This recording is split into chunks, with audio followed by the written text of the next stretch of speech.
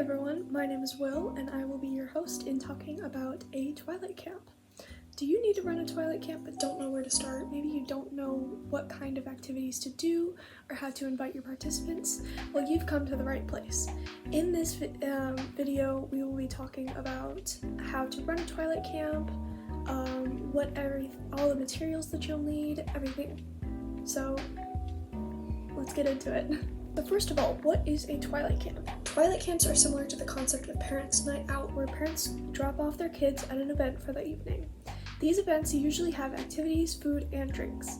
Twilight camps normally last a week and caters to girls too young or not allowed to go to sleepaway camp. It provides a safe and fun way for girls to enjoy camp activities while also being able to spend the night at home. So let's get into the basics. Planning is the most important step. When my troop started planning, we split up into 5 groups. Here's what these groups might look like. Administration is the leaders of the whole operation. This should be made up exclusively of scouts, but leaders can help. This group should organize counselor groups, contact venues, and make sure things run smoothly. The marketing team should reach out to other troops and scouts, families, and anyone else you want to attend your camp. They handle posters, emails, and local ads. The activities group plans what sort of games you'll play or crafts you'll do at the camp. Often these will tie into the theme. For example, if your camp is space themed, you might invite an astronomer to speak, or you might identify constellations. Fundraising. Fundraising is crucial to your camp. Funds are needed for activity supplies, catering, invitation printing, and other expenses. The fundraising team organizes events to raise money for your camp. Let's get into theming. Theming is the fun part, but it can also be very hard to do. You have to be very creative to be able to tie in the theme with your activities, but it's also what makes your camp memorable. Here's a list of possible themes just to help out in deciding. These are just a couple generic themes, and they can be combined, like ocean and summer, to make your camp more unique. Activity theming can be tricky, but once you get going, it's hard to stop. For my troops camp, we went with a Disney theme. Here are some of our ideas for our activities. For the movie Hercules, we did a pentathlon. For the movie Mulan, we did calligraphy. For Finding Nemo, we did a fairy bread snack. Brave, supervised archery. The Princess and the Frog, learning about frogs. And many more.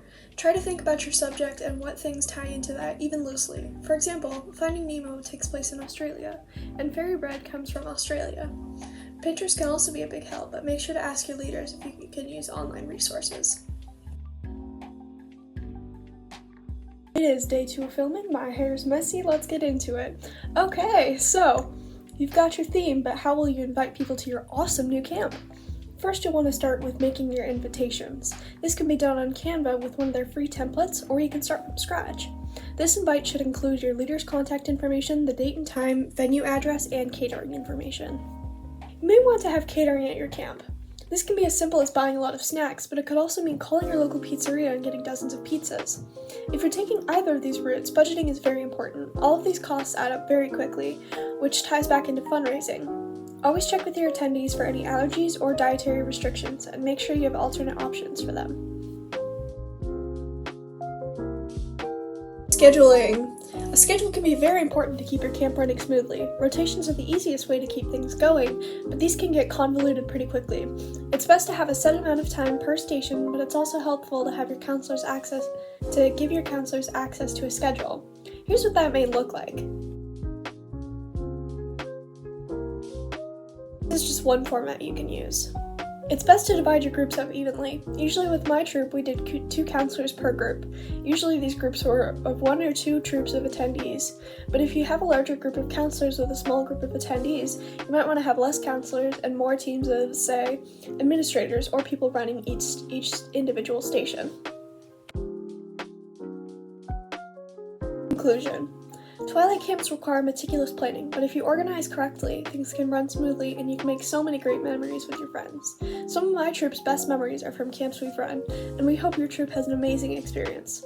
I hope this guide is helpful, and I wish you luck with your very own Twilight camp. Bye!